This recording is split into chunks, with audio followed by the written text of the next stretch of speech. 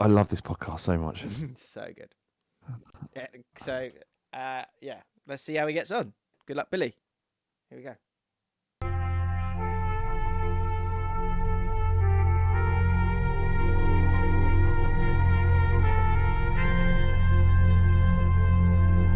I saw this thing on Reddit where this person goes, I found out my partner is going to vote Trump and I'm going to vote Kamala Harris. Yeah. Should I leave him? And you're like, should I leave him? You're a fucking... leave him. He'll be so much happier without you if that's the reason why you're going to split up. Anyway, I didn't say that. I just went about my day. But... Slightly confusing that you are together, though. Is it not? That surely you would know that, yeah. Most of that shit is just made up, I think. Like, am I the arsehole? You're just making stuff up for internet points, you fucking freak. Morning. Please do get involved because we've got stuff to talk about, but it's always good to get new takes from you guys. So if there's anything you want us to talk about, please let us know. Speaking of the right wing or left wing thing, I saw something on Twitter that people that liked Ronaldo over Messi were more likely to be right wing than yeah, that makes sense. Real Madrid, isn't it? Real Madrid's sort of a right wing club. Is it? That makes sense. Yeah, that makes sense. Barcelona's much more sort of, Catalonia and right. I see what you mean. Yeah, a bit more liberal. Also, so I've had this conversation with people going, Pep Guardiola probably won't manage Spain because he's a Barcelona guy. Literally played for Spain, fucking loads. I'd love to, as a an English football fan who kind of only looks over at Real Madrid every so often. I mean, look, you can sort of enjoy the glamour and prestige of them, but I find it very difficult to like them over Barcelona. I found that odd. That's an odd idea to me. Like, even as a child, like, it was always like they're the bad guys, aren't they? Real Madrid are the bad guys, and Barcelona are the good guys. If you're gonna have you're gonna have a balance of good and evil. That's good. That's in rivalries. Who's the good? There's something there. There's something there. The good and evil. Spurs Arsenal's an interesting one. Right. Is it? We started. Yeah. Cool. It's not. I'll tell you what. No, you tell us. Well, okay. It's a good and evil. Do you want to do that later? Do we do it later in the show? We do that whenever. So I know you've got a question, so I'm excited to hear what this question is. What I will say is, I could be lifted from the shadows. Last week, someone said this. Joe Linvo said, feeling lifted after this podcast because you could be lifted. We're going to talk about Amorim. From the shadows. Lifted. We're going to. I've got a big laugh award. You and I forever, baby, lifted. We could be lifted. It's that bit. That bit. I like the cadence of it. We could be lifted.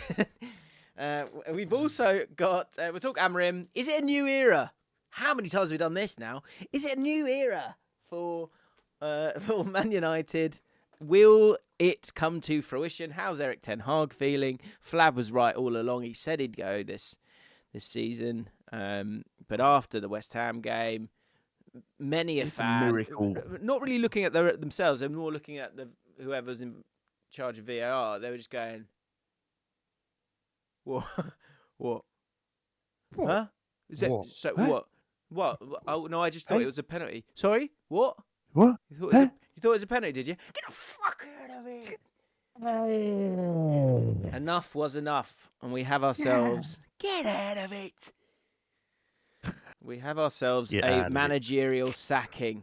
Oh, and the buzz around YouTube was rife. It was rife. Do you know? Yeah, there was a lot of content, wasn't there? Jesus, all those Man United fans needing content. Better get in there. You get in there, Jim? How much content did you make? I got in there. I've recorded a video this morning, and it's 10:44. There'll be another Man United video out. Well, by the time this is out. Exciting. Just feed them. Just bring those little sluggies in. Give them what they need. They need. That's it. It's at least. What do you want? I'm in the. It's one of those old school. It's one of those old school trains, isn't it, man? My aim now as a content creator is just to get the coal in there. Get the coal, get it in there. Let them gobble up. And what is that coal, Flav? What is it? Hope. Bit of hope. You want some hope? Yeah? Mate, that. What do you want? A bit of hope? Here's a load of hope for you, James. Would you like a little bit of hope? Fucking hope. Get that fucking hope in. What do you want? But Rory's already given me. I'm Goldbridge. Goldbridge's already told me how they're going to set up. But I've been doing the setup format for fucking 2 years. So you'll link that too. Eat my hope. Take my hope. I'm going to give it to you really hard. Yeah. Some hard James. hope coming Man United's way. Any Man United fans in the chat? I'd love to know if you are feeling more, let's say, lifted. Me a link? Are you feeling lifted? Can you send me a link, Jim? Also, can I just say something? That is how you make a YouTube channel. Oh yeah. You just got to give people hope. Feed them hope. So in our second podcast, we do a podcast behind the paywall, which you can get for less than a London pint.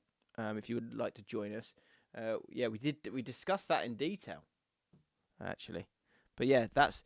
Do you know what I think is another great YouTube channel? If you want to make money, you may get copyright striked, but it's fine, because what will happen is you can just find another one. Is get into the Lamine Yamal business, clip up his stuff all the time, and life will be good, because he's a bit weird in it though, isn't it? A bit weird. Well, your whole life becomes about one player. Isn't he a child? A little bit weird, isn't it? A little bit weird. Is it Yeah. When's it okay That's a great question. When's it okay to love, laud, and allow for him to be a hero, Lamine Yamal? I would say at the very minimum, he cannot have braces. Unwritten rule of football: someone with braces can't really be a hero unless you're younger than them. No, it's pathetic. If you're looking up to a 16-year-old, no matter how good they are at anything, you are pathetic. Don't you think? Yeah. You can go well done. You can go well done. You're sort of patting even as that is incredible. Look at that. Even if it's large men in their late 30s, you can pat. You can still go, oh, well done, mate. No, that's great. But you don't know enough about the work, son. James, you could do this. Yeah. That is impressive. I couldn't do that at 16. Yeah. You can do that. You can't go, please, Jamal, please. That's fucking weird. Yeah. I get bored with young players is the shock. Young or old players is the constant reference to their age. So it's like, how at either end of the scale, it's how are they walking? They used to did with Ryan Giggs. And it's incredible, isn't it? He's 30. He's still breathing, somehow getting out there on the pitch. And they're sort of doing that with Yamal. That said, he's bloody good. He's stupidly good. Can I shock you? Go on. Apart from the England game in the final, that's the first and last time I've seen him play football. So, I mean... Not interested, Jim. I'm not interested. What? Sorry, am I supposed to be interested in Barcelona having another generational talent? That's good, isn't it? So I haven't had enough of that for the last 40, 50 years, all the generational talents. It's time to turn on this. It's time to turn on the establishment. Yeah. It isn't good to have Ronaldo and Messi being great at football all the time. It's not good for Real Madrid and Barcelona to be the boring. Yeah. I did watch the Tottenham Man City game. Congratulations.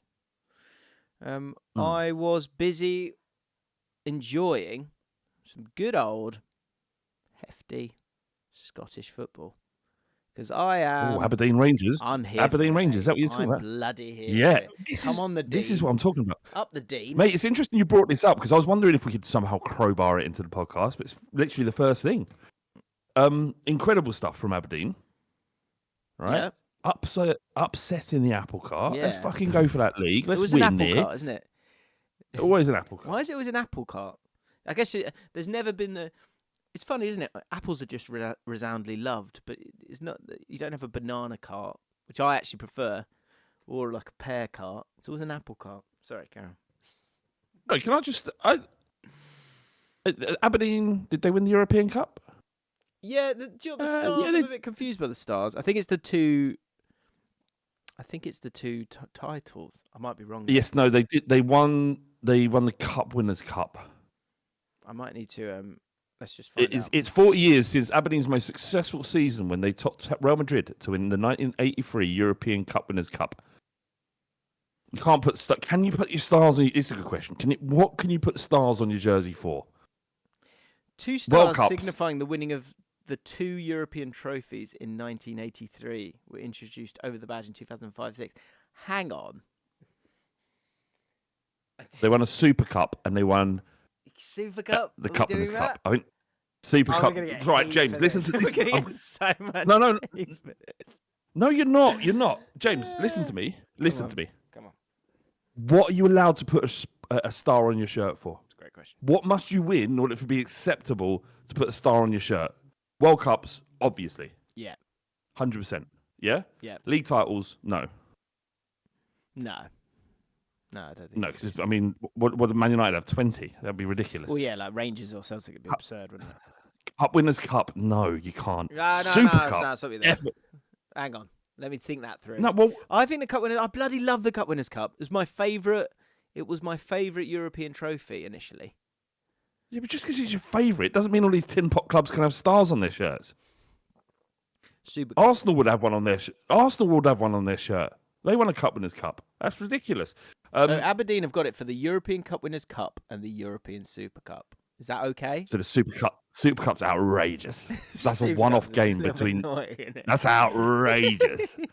How dare they? It's the Community Shield. It's a European Community Shield. That's what it is. Fuck. That's what it is. They need to get rid of that. I wonder if any Aberdeen fans listen to this. If you are and you feel, actually, you should be glad we're talking about you. Really, you're welcome. Don't do that. What I would like, we're talking about them because they are absolutely newsworthy, right? They're absolutely newsworthy because they're killing it. Now I'm trying to get I hope fingers crossed I'll get the yes. I'm trying to get JJ Bull, who's a fantastic analyst for the Athletic. He's and he's an Aberdeen fan, and so I want to just when others do well, I like to drink it in because it's as close as I'm going to get, especially if it's an underdog. Yeah. It's not. I get to sort of enjoy that for what it is. And Aberdeen are just they're bloody hanging in there. The game yesterday, they were under the cosh a little bit, but in the first half they were. So that's what I watched last night. I was really excited to watch Aberdeen Rangers yesterday because this is a bloody story. And do you know what's interesting? I tweeted, shows the hypocrisy. This is one of your phrases. Life makes hypocrites of us all. Is that you? I tweeted, "Come on, Aberdeen," and a Rangers fan, I think, said, "Well, you're going to get an unfollow for that," and which is fine. It's banter. It's cool. But what I did then think, which is quite interesting, is you can't dislike Aberdeen because they're essentially the Scotland of the Scottish Premiership. They're the young. You're not gonna like this, Celtic and Rangers fans, but you're the sort of England. You're the sort of the big dog patronising the small pups, and Aberdeen are the Scotland looking to punch above their weight. So what I'm saying is the whole of the Scottish nation, including Rangers and Celtic fans, should get behind Aberdeen from here in. Okay, imagine fair if enough. they did it. Imagine if they bloody did it. I hope they did it. They went to Celtic and got a draw over there, didn't they? So only drop points this season is away to Celtic. That's pretty damn good. I just always feel so inevitable, but it's great. It's great to see. It's great to see. Do you know what? Here's a question for you that popped into my mind. It's a shit one. Ready? Tavernier, the right back for Rangers. His record against Aberdeen going into that game, he'd scored 40. The right back, he'd scored 14 goals in 33 games against Rangers. The amount of goals he's scored is absolutely ridiculous. And in the last minute of the game, he just thought, "Fuck it, I'm going up front," and went up front, and a cross came in, and he put this bullet header, and it nearly went in. And I thought, "Wow, you're good."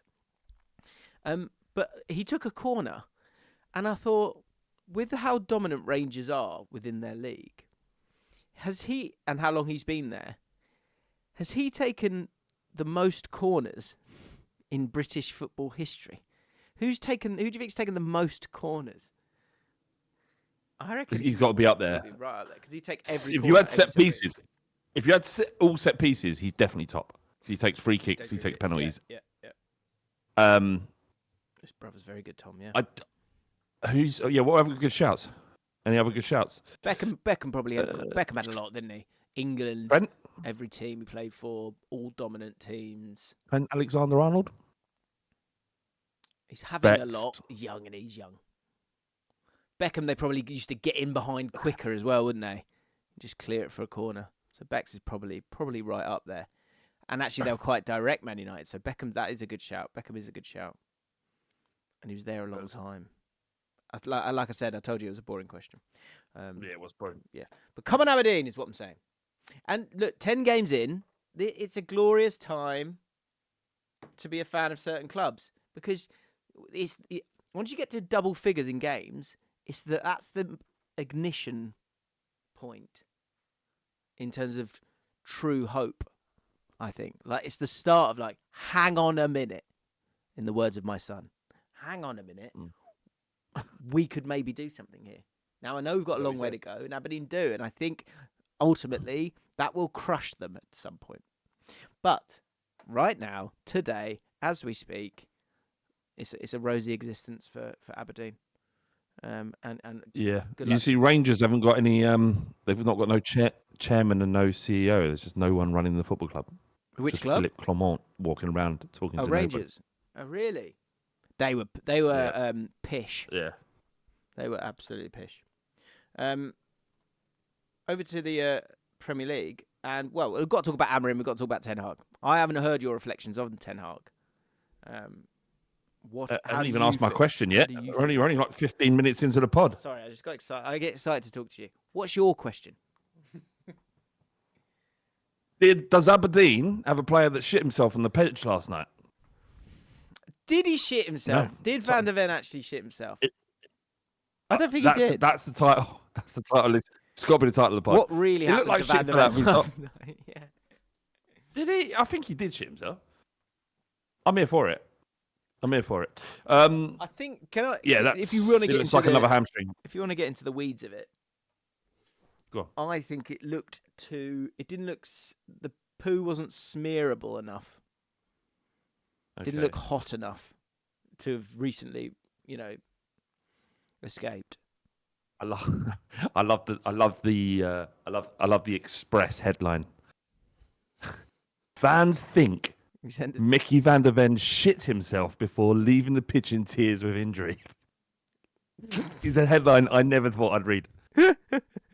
Fans think Mickey van der Ven shit himself before leaving the pitch in tears with injury. This journalist has no comment. I'm just telling you what the fans think. Do you know what? They think he shit himself. Well, yeah. So it's so weird that that's the headline, because when I saw this sort of story come up on Twitter, what I then started to noticed was that people seem to be. They'd say they wouldn't say he has. They would say people are saying he's shat himself. Like, it's like he's not allowed to. Like, they're scared to like throw that to truly accuse him of it. Right. I've done a bit of digging while you were speaking. Yeah, I know what you're saying. I've done a bit of digging while you were speaking there, Jim. The brown substance, according to this Express journalist, the brown substance that fell out of Van der Ven's shorts was a chunk of soil. It unfortunately collected when going to ground. But it didn't stop supporters on social media from enjoying a joke at the Dutchman's expense. He's already fucking done his hamstring. Don't add that to him. Is his career going to be, like, being serious for a second? This is a problem, isn't it? Hamstring after hamstring. It's a different leg, I think. It almost certainly is a different leg. Okay. But it's his style of play and what's been asked of him, I think. He's just how quick he runs. It's going to be an issue, and pace is a big part of his game. What do you think he's going to? Yeah, I hope not. Surely, like, I don't think it was as bad as last one, because he was kind of walking better than he did last time. I think he actually carried off the last time. I'm not sure, maybe right. You literally could hear it ping, couldn't you? Yeah, the first Luke time. says he's one of them players, isn't he? Ain't he? He is, isn't he? That's the sort of, that's a good bit. players that got tarred with a brush that wasn't actually like real. The fact that like Jesse Lingard was sort of a young player. You can be younger and you can be potential at Man United more so than any other player, any other club, I think. Rory said that Tosin was one of their young players. He's 27. Really? Tosin. That's amazing. Can I just make a point? Because a lot of criticism of Tottenham yesterday for celebrating beating Man City. You're not allowed to celebrate that, apparently. Should I count the amount of Champions League winners that started that game? Do you want to count them with me? All right. Go on. Nathan Ake, has he won a Champions League? Yes. Ruben Dias, did he win a Champions League? Yes. Yes, he did. John Stones, Champions League winner. Yes. Rico Lewis. Played well. He's got a medal. He's got a medal. We're giving So him that. Barcelona. Didn't start. Yeah. Go on. Barcelona, Dortmund, and City legend Gundogan. He won a Champions League and played. Right. Mateus Nunes, £40 million rated. No. Savinho, Don't do been that. classed. He's shit. No, I am doing. No, I am fucking doing that. I am fucking doing that. He isn't shit. He scored. Savinho also started the season brilliantly. Just plucked him from Getafe. European finalist Phil Foden, Champions League medal winner Phil Foden, the best player in the world last season. Phil Foden also started that game. They had two players. They had McAtee, who I've never heard of, and Nico O'Reilly. Yeah. And let me just tell you a little bit about who we had. The shittest player on earth, Timo Werner. You got Archie Gray, a child. Hang on. The average age of our squad was 24.8 years. No. James? Who's younger? My final point. Let me just land my final point. Is Archie Gray younger than Rico Lewis? Yeah, miles younger. It's got to be. How old is Rico Lewis? 18. Yeah, he probably is, yes, sir. James, average age of our first team, 24.8. Average age of theirs, 26. We weren't playing the kids, were they? Let's just be honest. I mean, lifted from the shadows in terms of age by Gundogan. Substantially. But yeah, mate, of course you can celebrate that. That's a great win. I didn't even celebrate. I just sat there going, I knew this was going to happen. That's what I said. And talking of headlines, two things. Postecoglou's bold trophy boast takes significant step forward. He always wins a trophy. It wasn't... The pronouncement raised, he always. He always has. Always. I've always won. Does that echo in your head sometimes after a defeat? Always. If we won the League Cup and Europa League, is that good? Fuck, mate, can you hear yourself? Is that good, James? Sorry, I thought you said... you were little there at that moment. Did you say that genuinely? Yeah, if we win, is it good? Do you know what's sad? That will actually be... If you finish 8th and you do win those two trophies, that's an actual... It would be the best season... question. It isn't really. Only if they're trying to get under your skin. But your own Tottenham fans are rubbish, aren't they? Sometimes, some of them. Yeah, they can be. They can. So they'll go, but where are we heading in the league? Shut up. I don't think. I think if we win the Europa League and League Cup in one season, there isn't anybody who's going to have any complaints. So we could finish 10th. You wouldn't have any complaints. There can't be. That would be the greatest season we've all had in our own lifetimes, apart from my dad. Yeah. So yeah, I think that's it. They said Adam McCullough said on the overlap said, what did he say? He said you'd build a statue if he won those two cups in that season, and he was meaning it to be kind of demeaning because they didn't even celebrate winning their FA Cup. Yeah. And I'm like, I'd build the fucking statue. Yeah. I'd build the statue. Carry it on myself. Your own back. Yeah. Absolutely.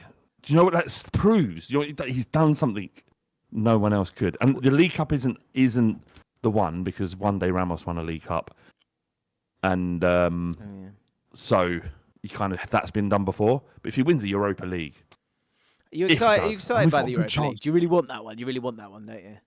Fucking desperately. And there has been times in my life. How dare I, James? How dare I ever? And I have said this. I'm not bothered about this competition. I've said that. That's come out of my mouth. Sure. How dare I? We haven't won anything. What? We won nothing. We won nothing. You ain't won nothing. Mate, how much do you think Robbie gets impersonated more than anybody else on the planet? I didn't know. I thought it was just us that did it. I didn't know anyone else did it. But then, obviously, expressions And the other is it KJ? That's it. The best form of impression I can do of that moment in terms of really getting it is not saying words. Yeah. How does he feel if they finished third, Arsenal finished third, and you finished 10th, but you win the Europa League and the League Cup? He'd take it all day. He'd go, yeah, but what about the league? But being in the Champions League, gets it just becomes another competition very quickly. Especially when you haven't got much chance of winning it. You're just in it, right? And you think, oh, well, that's more money next year. It's an obligation, isn't it, to get your fixtures sorted? Yeah. Yeah, so, I mean, I don't Big win, though, man. Big win. You could Galatasaray and Frankfurt and Lazio and United are the biggest teams in it. Dangerous teams. Frankfurt look quite good. And you'll be playing Manchester United in the Carabao quarters. We will. Exciting. We will. Just to say, new bit, someone put it in there as an option, is putting in incredible headlines. Where is it? Potential new bit is from Diabetes. He says, headlines. Get fans to write the most provocative, emotional newspaper headline of their club's week in a sentence. So, yeah, feel free to put in the most ridiculous headlines you've seen. And feel free to tweet them to me. And I haven't teased it yet, but we've got a video. I've got a video to show you that Flav's not seen. I'm so excited to show you. I was telling everyone in the second podcast we did yesterday, and we will be showing you that. Can we talk about Man United? I want to get your take on Man United. Yeah. Just smashed up Leicester, didn't they? Everyone's like, "Oh, thank God he's gone."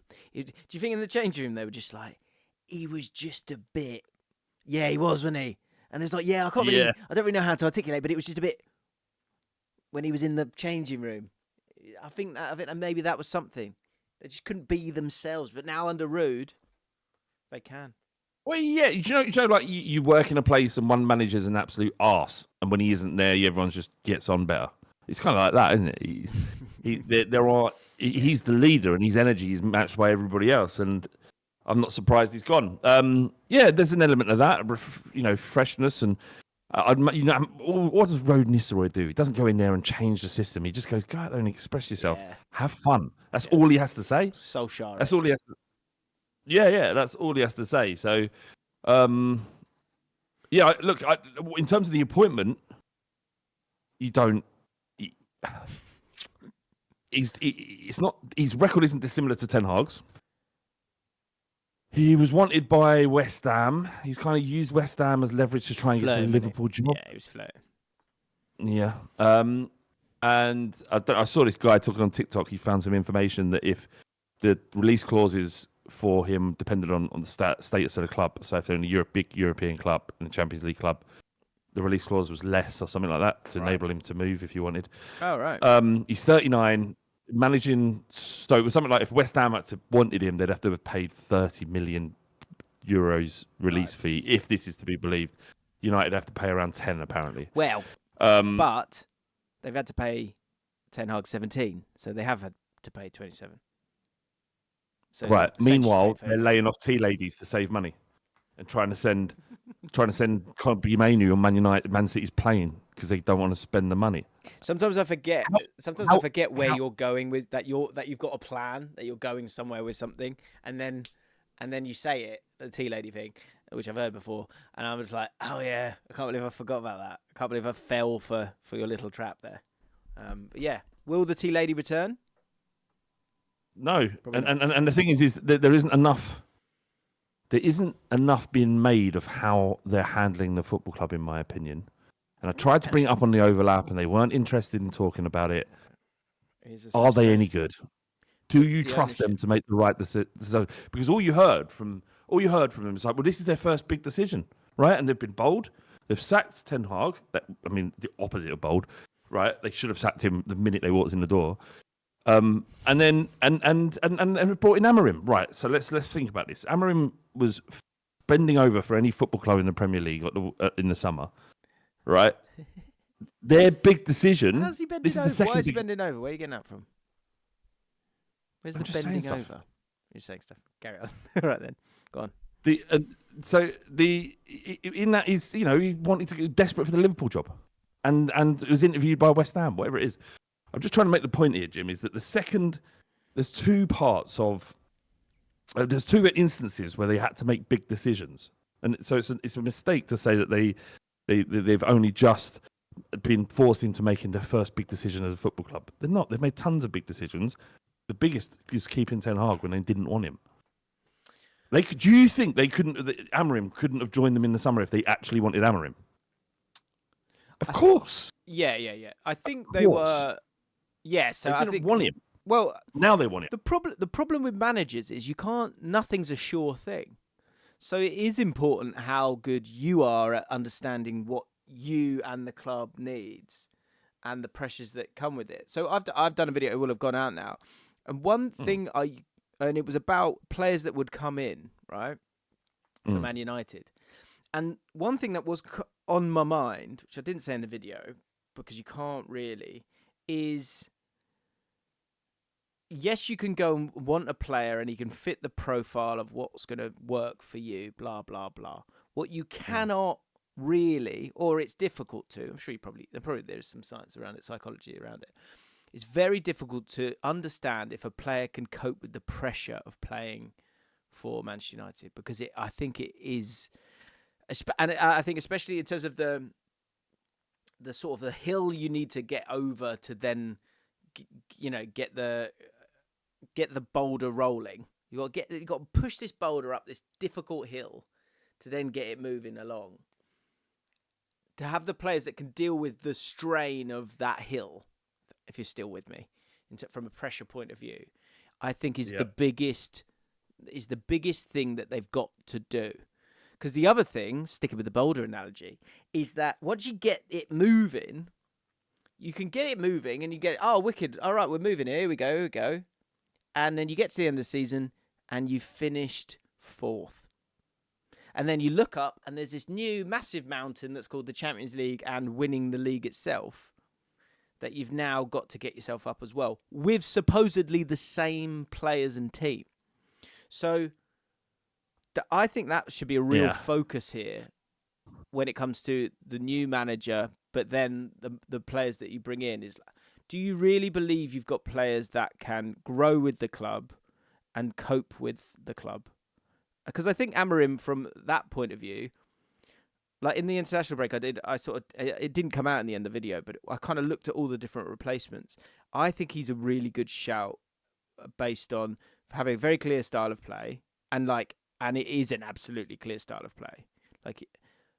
But then also, I think his emotional intelligence is on a higher level than Erik Ten Hag. I think the players will love him more than the players loved Erik Ten Hag.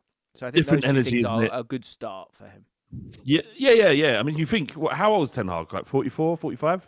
Is he older than that? 50? I think that sounds about right. Yeah, let me search. Go on. Whereas Amorim just feels young, just cooler, and he's a cooler appointment. So but yeah, hot. managing like he's so hot right now. Your analogy is a good one. Sporting is the biggest. You'd say Sporting biggest club in. It probably is. They are right. Biggest club in. They're Portugal. in the big three, aren't they? Yeah. Yeah. The start of the season. 54. The start of the season. 54. Start of the season. It's been incredible. I'm just looking at the league table now. 30 goals and 2 conceded in the first 9 games. Yeah.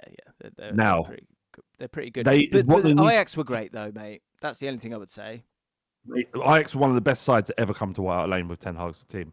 It's about the players. Look at what Conte's doing. Fucking Napoli, playing brilliant football, really exciting football. Yeah. It's about the players that he has, right? And do you know what it's about as well? I think it's about resilient confidence. I heard someone talking about this, and I thought that's a really great aspect of a brilliant elite sportsman. Is not confidence when it's going well. Resilient confidence. Jude Bellingham has resilient confidence. Brennan Johnson right now has confidence. Does he have that resilient confidence? Manchester United players need to have that resilient Roy Keane confidence. And that's going to be the new thing. Hard to find. It's hard to find and it's easy to lose. And I find. think at Sporting and at Ajax, that is one thing that, again, there are naturally has to be question marks, is the fact that, and confidence comes from thing going your way, right? And so therefore you're feeling and standing as a footballer. So it's like, and the belief in... So it's like players like strikers, for example. If you're, like Gyökeres, I think he's awesome. But there will be shots that go in games in Liga Portugal that if you come to Man United or Anthony, like when he's put these crosses in or whatever, like when you're at that league, you get that reprieve of confidence more easily because it goes in or you beat the man. Yes. Yeah. So that's something he's got to deal with. And he has that X factor that separates them from the rest of the league. What he's managed, he has the complete faith from his squad, because of what he's achieved with Sporting Lisbon. Like they played Tottenham and they were decent. They were a decent outfit, but the level between that league and the same ones would be cast at Postecoglou. So you got to say the same thing to Amorim, is that can he, or at least ask the question, will he be able to cope in that fishbowl environment at Man United? What he needs to do is create an us and them mentality. He needs to, because there will be question marks of him, and there will be a time you'd imagine that he would need to embed his tactics and his playing style, moreover his formation, and adapting to the profile of player that he has in his squad to see if that formation is even possible. And that's going to take time. You wouldn't imagine it just hit the ground running like Slot. And it just goes, because what Slot had was a bunch of players that could play his system perfectly. He just had to tweak a few things in midfield, and then he had it. And in terms of what his immediate plan was or goal was, he had the players at his disposal in order to get it done, which is why you're seeing them so functional and effective this season. With Amorim, he needs to put a wall up effectively, like be open to the press and whatnot. But when and there needs to be an understanding within the club that when that criticism from the press comes, that it's something that cannot be listened to, because I genuinely believe they have the fan base at United who have the patience to let him build and the time. And the proof of that is how long they gave Ten Hag and stuck behind him. Yes. So with that, I'm kind of wanting. This is the conversation I kind of want to have with you. It's like what's going to kind of what's going to hurt him down the road? What's going to be thrown at him down the road? Because that's, again, when I was thinking about these replacements, what I absolutely know is that there will be there's going to be struggle there, right? So yeah, to your point, like the profiles of a lot of the players don't utterly fit like for like. And the other thing, actually, I was going to say there, which I was chatting to Loz. Loz was on the Ripple Effect this week, and we chatted about the Ballon d'Or in a way that only Loz can, which is brilliant. So go listen to that. But also, we did one that's coming out on Friday talking about Liverpool. And what was a really good point was, and another thing that's made life easier for Slot as opposed to Amorim coming into this job, is that, like you say, like in terms of overall profiles, the squad's a very healthy squad at Liverpool. So he didn't have to make too many changes, and he was smart enough that he didn't need too many changes. But in terms of leaders on the pitch that will provide output, like consistent high-level output, Becker, Van Dijk, Trent in terms of his, on the ball, but most of all, Mohamed Salah. Like, you guarantee, like, it's such a great starting point that you go, I've got a bloke over there that if we just play for him, he will score. I can guarantee we've got 20 goals already. Like, that is such a thing that, and their leaders as well. So, Man United don't have that. Like, who are your Man United leaders that were like, right, I need to lean on these guys? Who are those people? That's a massive thing that he's got to deal with. It's lacking. Yeah, you're right. You're right. And leadership is hard to find. You can buy it. Actually, Postecoglou said something really interesting. Sorry to bring that back to Tottenham, but it applies, right? Because he, I can't find it. I thought I had it here. I've got it. Is it Vince Regari? Got it. No, it's about saying you can buy. He says, we're struggling We're struggling in difficult moments because we lack some maturity and leadership. There's two ways of dealing with that. You can either go up, you can go and buy it, acquire it, or you can wait for it to develop within your own group. We've gone down this way because I think it's a better way for me, but with that process, it takes time and experience. You've got to go through tough times, and I can't artificially create tough times for the guys to go through and see how they respond. They have to come to us. It's not nice, it's not pleasant, and no one enjoys it. Certainly I don't, but it's necessary. That's so great. That's so interesting because the two things I wanted to talk about there was the lack of leadership. So the recruitment, the recruitment's killed Ten Hag here, if we're honest. Because sometimes when you go, fuck, as a coach, this isn't really working for me. Like you said yourself, it comes back to the players a little bit. So you then look at your players and you go, oh shit, we've got this wrong. So the recruitment moving forward, the age does matter. Like the growth of that player does matter. Going back to that Boulder analogy of being able to get yourself up one, but having enough in the tank to get up to another level as well, to become the Manchester United that you want to be. But the juxtaposition to that, do you think that because of this cycle of managers of hope and then disappointment will lead to the fan base having less patience than they have in previous cycles? Do you know what I mean? It's almost like they're triggered. Because I think the thing that could get thrown at Amorim is the fact that as good a record as he's got at Sporting, there is a parallel to Ten Hag in the sense of from a league outside the top 5 leagues coming in where you've been dominant and then not being able to translate that across. People will look for that. They will look for it, and it will, like I say, it will come from press and it will come from social media, and it's important. And like I said, I think they're just perfectly placed as a football club to give him the time. I don't know whether Ineos are patient bosses. I don't know how they've treated managers in the past, but they gave Ten Hag, rightly or wrongly, more time than he was probably was due. I think by and large, the Man United fans that I spoke to yesterday were on board and liked the idea of Simon Amorim, and that's important because you're actively looking for the positives in the play. Yeah. And if you don't like him, you're looking for the negatives. This is the problem we're having with Postecoglou. Sorry, again, to bring it back to Spurs. The problem we're having with Postecoglou is that there are fans out there that see the negatives and don't like it, and in so much that they think that he shouldn't be a manager of our football club. And then there's people like me who look at him and go, no, look at all the good stuff he's doing. I get the bad stuff, but this will be fixed. That's why I think the position is of these Man United fans at the moment is like, all right, it's a step up, but you don't know how good he is until he's given the opportunity. And everything he's been asked of him thus far, he's managed to achieve. And like I say, this season, the average age of their squad is 22.1 years old. United? Lisbon. They're babies. They're babies. What happens to players like Gyökeres and who's the other guy who's pulling up trees? They got him in midfield. Sorry, I was reading a comment there. What were you talking about? I'll probably know. What player? So if they're going to want Gyökeres, aren't they? You'd think that he'd be looking to sign him, but they've also got Goncalves? Gonçalves, yeah. Gonçalves, yeah.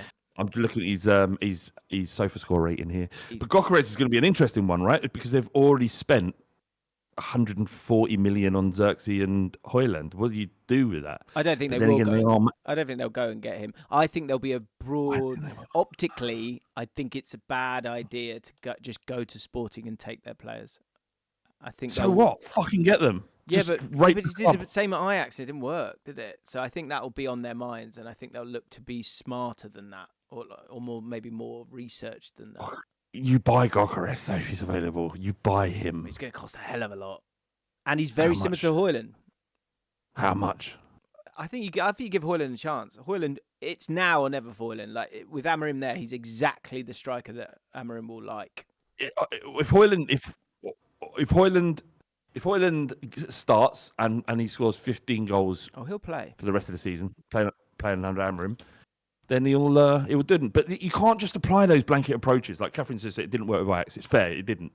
But that's not the same situation. They didn't have Victor Gyökeres. They had Anthony. It's different. And the Portuguese league is better than the Dutch league. You probably. But yeah, I don't know. Just Probably. But one must beware recruitment from the club you've just been at. He's the best number 9 in Europe currently, right? Has to be. But again, it's one where like you're looking great in that league is one thing. I like Gyökeres. I think he's brilliant. I think he's phenomenal, and I think it would be fine. But I think you should give Højlund a chance first. I don't think you just go and quickly snap him up. I don't think you need to do that. I think there's maybe other options out there, which are available on the JLA channel in a video that's out there right now. 9 goals, 9 games, 12 goals thus far. Yeah, he's a joke. And you might say, yeah, well, he's playing in a poor league. Like Kane is playing for the best team in Germany, has all of the opportunities.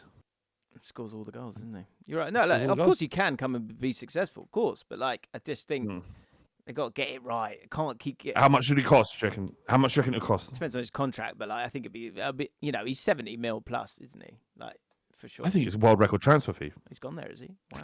To get him out. Answer this. What is what? Tom Ayling. If United were actively interviewing managers in the summer, does this mean they did or didn't try to get Amorim then? Good question.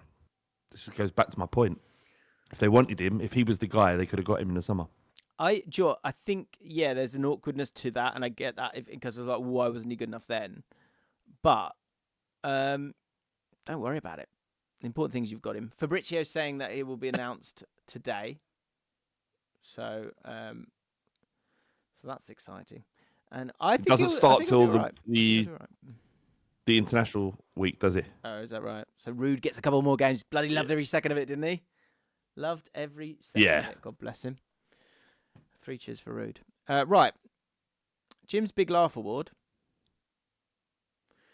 I just thought this was good because a Notorious Jaws, it's got 98 likes. He said, Flav is such a dirty little perfect man.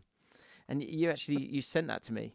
You seem proud about that. It made me laugh. I didn't know whether he sort of like gives and then takes away. Dirty, little, perfect man. Yes, nice. Oh, yeah, so he takes away, but he gives. Yeah. A bit like you. Yeah, I like that. Jay Murray, a lot of talk about my cardigan last week. You weren't sure. What did you have on? No, it's nice. Is it the? Was it the? What one was it? Was it the? Yeah, pale? I think I wore it. White. Oh yeah, I wore it with the old cardigan. Dad Bible. Yeah. It's really nice, I James. like it's a nice cardigan. I like it. What do you mean? People were digging you out? No, people liked it actually. People liked it, so I might try and get in touch with. Actually, what Frism Works is the Korean company that makes them.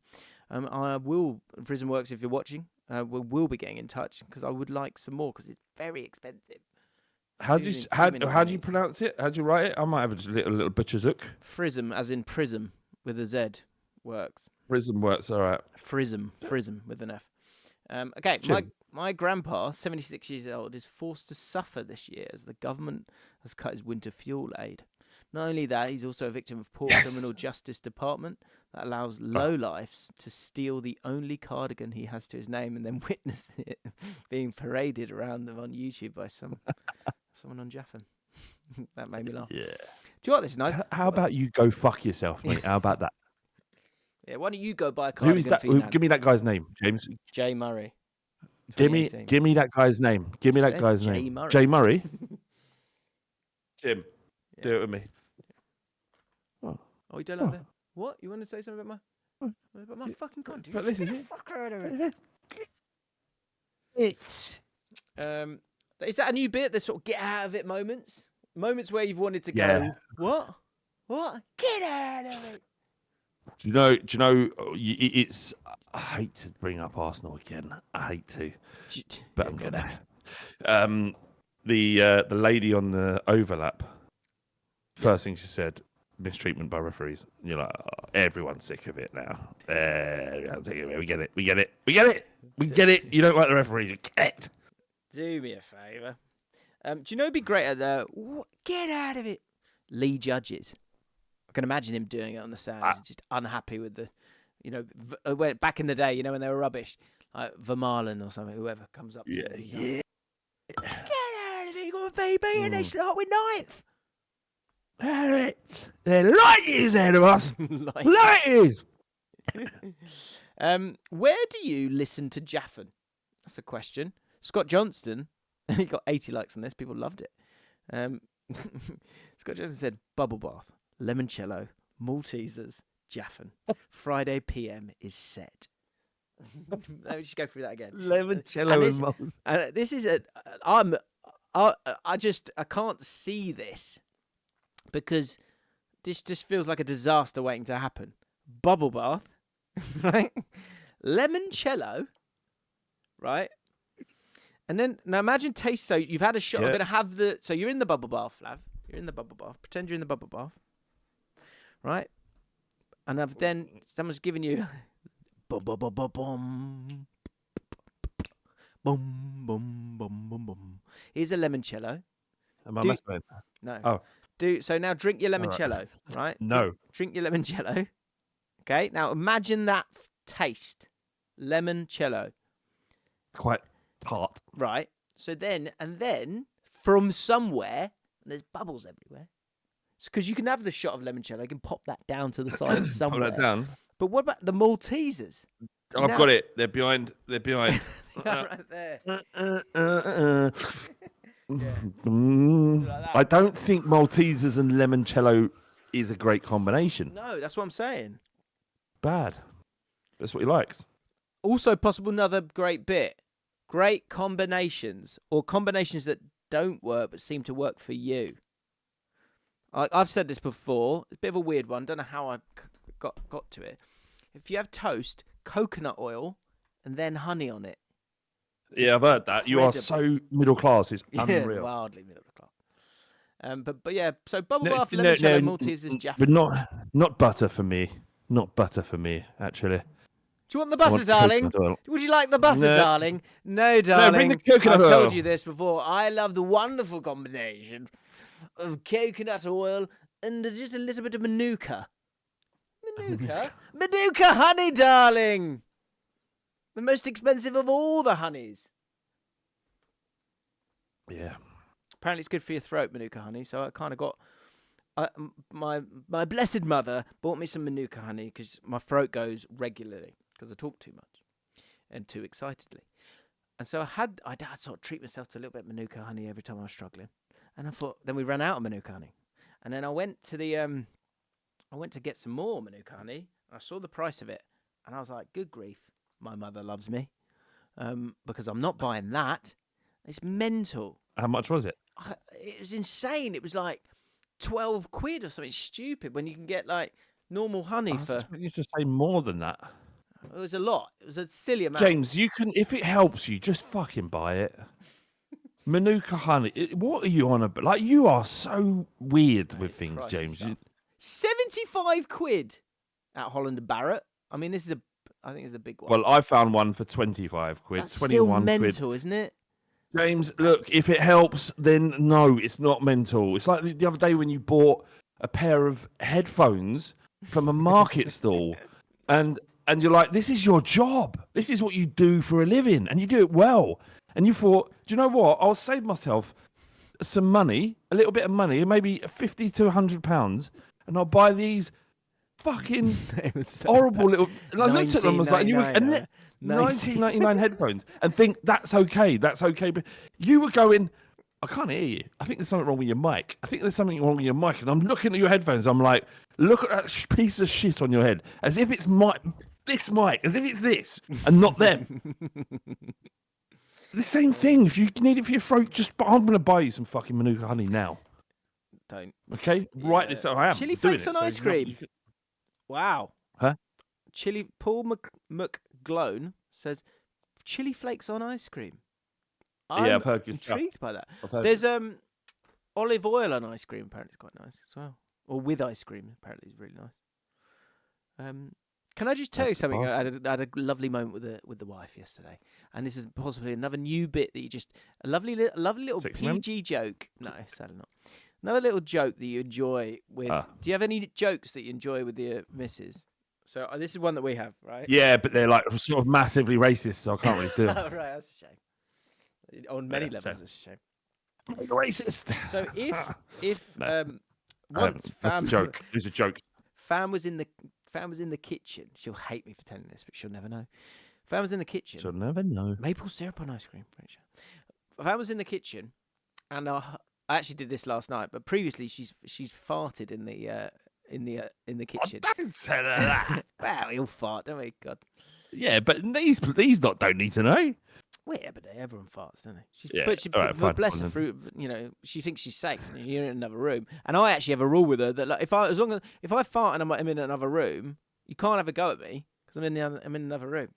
Like, I'm trying. Yeah. Does she ever go at you then? Or well, once or twice I've farted. It smells. She comes in. It smells. I go, what do you like? You weren't here. What am I supposed to do? I've got to open a window, James. I've got to get rid of the poison, as you'd like to. Yeah, get the poison out. But what I do if I'm in the other room and I hear her fart is I go, do you say something? I go, did you say something? And she knows it's that. But what I did yesterday, which was great, and you know my kitchen, so you'll understand this, is our kitchen's quite narrow and it's got all the cupboards and stuff. So what I did was, you're like this. I heard her fart, and I did did you say something? And she started giggling. And then about 5 minutes later, I came in and I went like this. I sort of found different cupboards. I went, open that. I was opening it and closing it. Opening and closing it. No. No.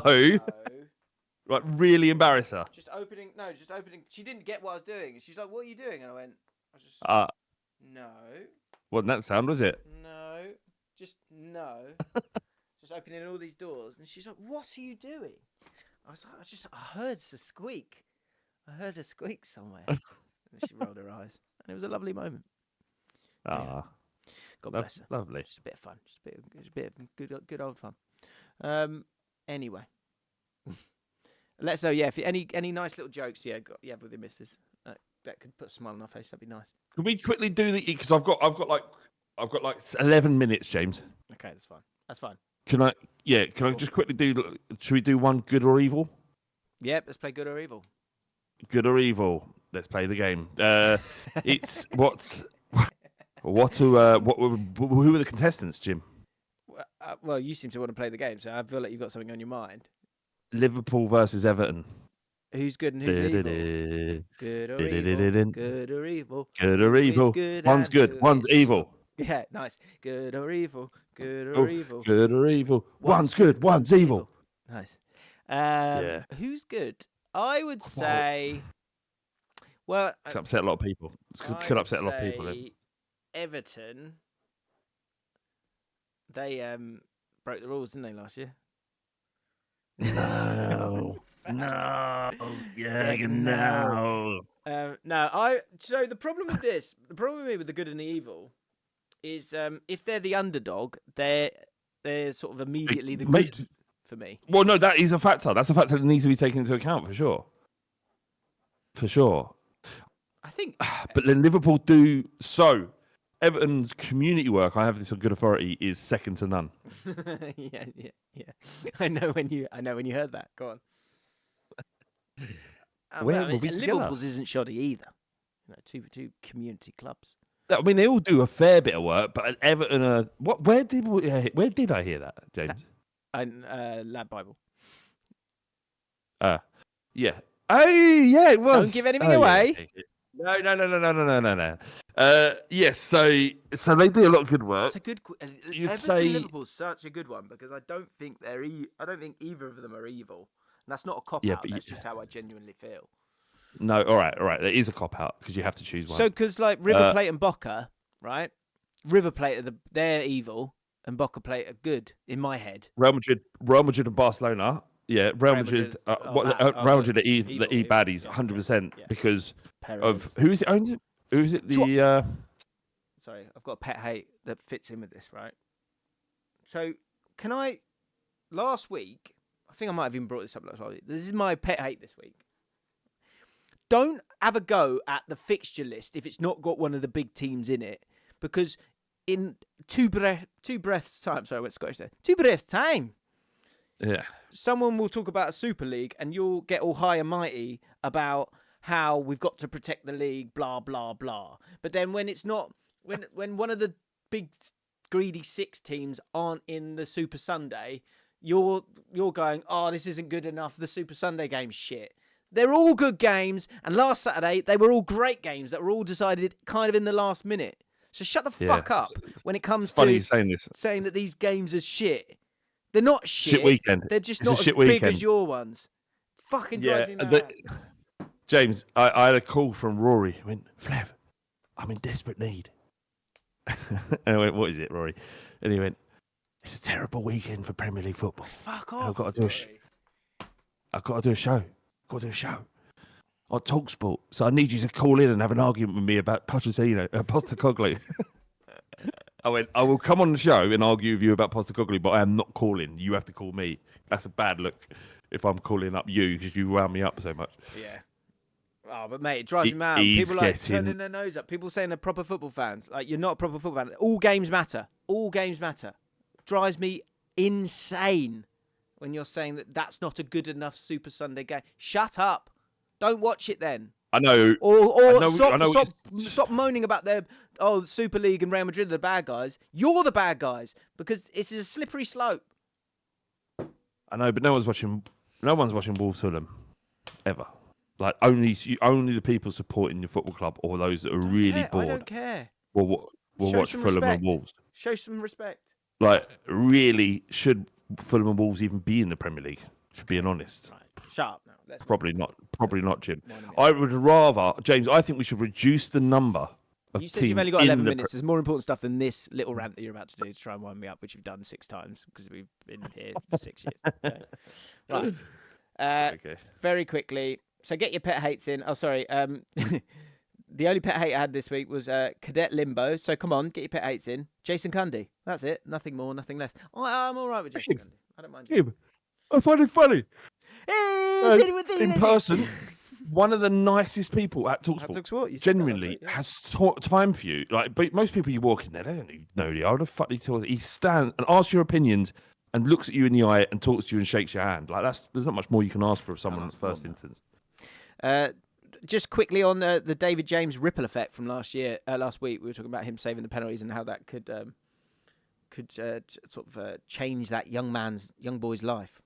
Yeah. Jimbo Biscuit said, all of those hundreds of kids who've scored penalties in those kinds of circumstances. How old do you think they are when it dawns on them that the keeper just let it in? And how devastating do you think that realization is? He said, David James is an absolute saint really for denying them that crushing moment at the age of 14. Interesting spin on that. That's got to be heartbreaking, isn't it?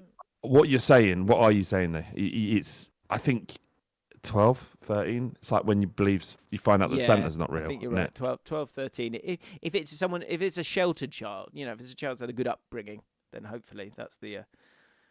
I remember when Chloe was going to secondary school, but she was in the final year of primary, and I thought that she still believed in Santa Claus. Mm.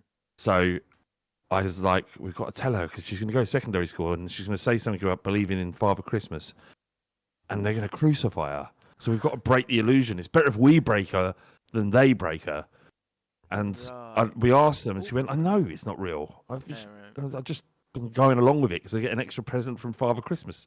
You get the same amount of presents. We just wouldn't put Father Christmas' name on it. Proby the pig. Wait, Santa isn't real. Oh. Let him dream. Let him dream. Diggity Dog, pet hate, the entire US overlap channel. Diggity Dog, are you American? Diggity Dog. Diggity Dog. I hope so. Rory's on the receiving end of more heat. Who is? You'll find out today. Rory. Oh, is he? That the overlap audience are not big fans. Oh dear. Why? What's wrong? Why aren't they fans? He What's said, he done now? He said there should never be a world where Brighton beat Ajax in European competition. Then football's gone mad. So I sat there and I literally said it. Why do you do this? Like, why do you say these things and then go, I've got all the heat. I'm getting all this heat. Flav, I'm getting all this heat. It's I do love that, man. The amount of people I've had about 3 conversations this morning with people going, "Is Rory like that off camera?" And I'm like, no. He's still Rory, but he's Rory, isn't he?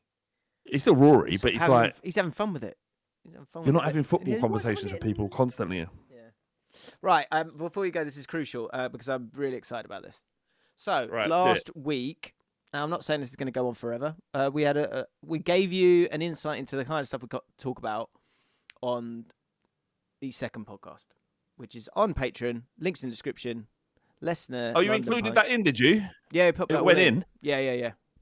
People yeah. like it, did they? People seem to enjoy the blowjob chat, and if and when it's a good time to ask that question. That could be a bit, couldn't it? What's a good Blowjob when chat. you asking a when is it right to ask this question? And you guys got to think of your what's questions. the question. What's the question? When's it a good time to ask this question, or something like that? Yeah.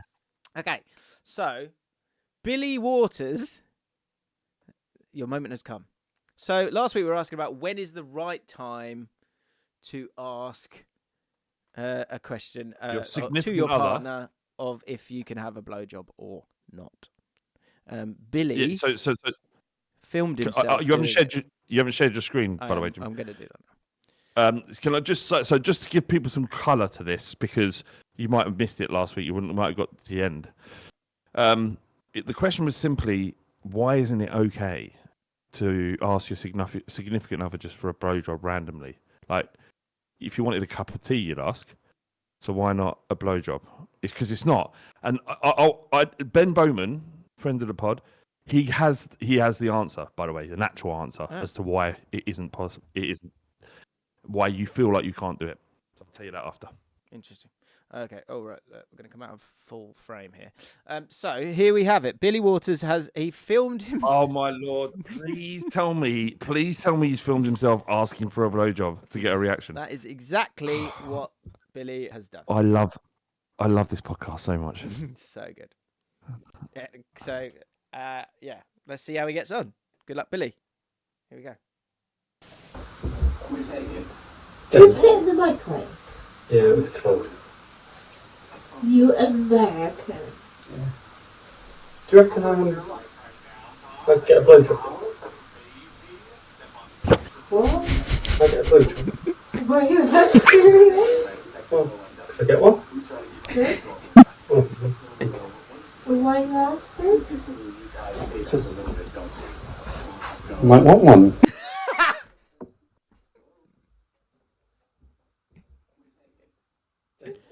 Right. So good. Well done, Billy, for giving it. Play it again. Play it again. So could you hear all that well enough? It's quite low. Quite I could low, hear okay. it. I'll turn it right up. If I just turn my mic. Do you reckon I could? I love it. He goes, "Why are you asking me that?" And he goes, "Because I might want one." Right. The use of this is sort of a Roy Keane staple, actually, where he kind of uses the cup to sort of guard his face. I kind of feel like he's nervous as well before walking in, and he's like, "Am I really going to do this?" Yeah, it was cold. You American. Do you reckon I'd get a blowjob? What? I'd get a blowjob. Were you American? Well, could I get one? Good. Oh, Stuck at it, didn't he? Did she say yes? I might want one. What one? So he goes. Here it comes. Did you put it in the microwave? It's not you for me. Yes. It was cold. Do you reckon I don't know. I can't make out what she says there. I'd get a blowjob? Do you reckon I could get a blowjob? Good. What? What? What? Could I get a blowjob? Yeah, but it also, hang on, pause it. He's confident, takes a dip there. He just takes a dip and he's losing confidence. I didn't notice that. When He has to repeat? When he has to repeat? Yes, because that's a power move, right? He's asking people to repeat him. Okay, hang on. Do you reckon I'd get a blowjob? Nearly creases there before the second. After when it hangs in the air, he smirks a bit as well. Do you reckon I'd get a blowjob? His right arm goes. Yeah, goes to his right arm goes. Needs protection, doesn't it? He's feeling anxious there, isn't he? He's like, I need the cup. like I need the cup. Yeah. Yeah. Listen to the dip in the second. Listen to the dip in the right. second He knows request. he's Listen. concerned. Right, here we go.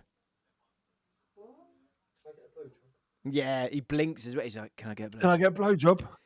Yeah. All right. Okay. Good. Double down. Right, let's hear what she says. Were you asking me this? Why are you asking me this? What are you asking?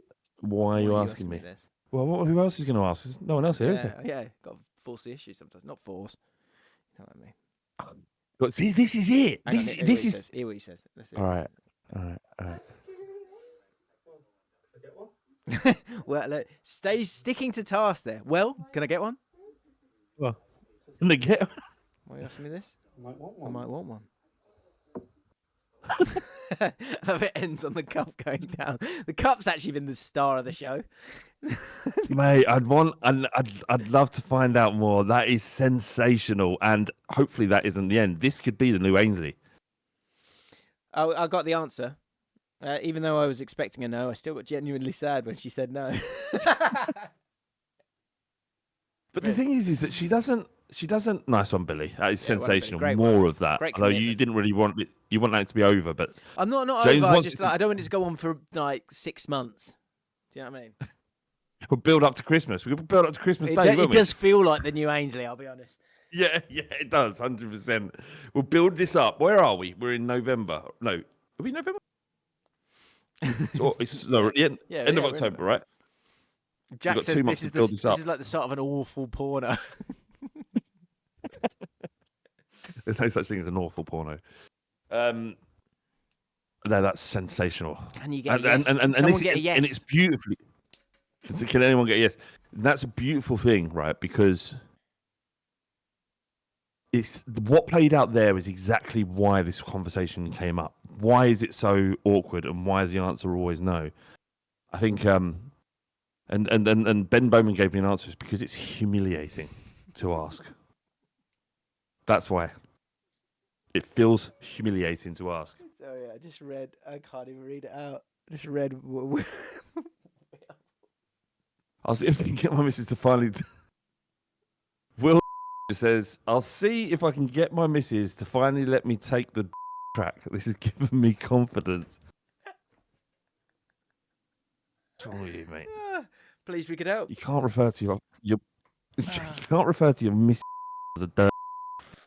What is it as well? The infatuation men have with that. I just don't get it. Okay, that's not for here. Okay, I'm Isn't it? trying to hang in there. Okay, trying to not. It's right there. What? Full name. It's right there. Wow, caps as well. Wow, full name. Wow. Angry from Will. Can we? Can you bleep that, Jim? I can. Yeah, we can bleep it for you, mate, if we need to. Full name. Full name. Wow. Ah, brilliant. Yeah. Don't. All right. I don't know. Anyway, We can- lovely, we great will- work, Billy Waters. That's Billy Waters. Yeah, sensational stuff. Right, I've Enjoy gotta your go. weekend, everyone. We'll be Cheers. back next week. Cheers. Goodbye. Become a patron. All the best.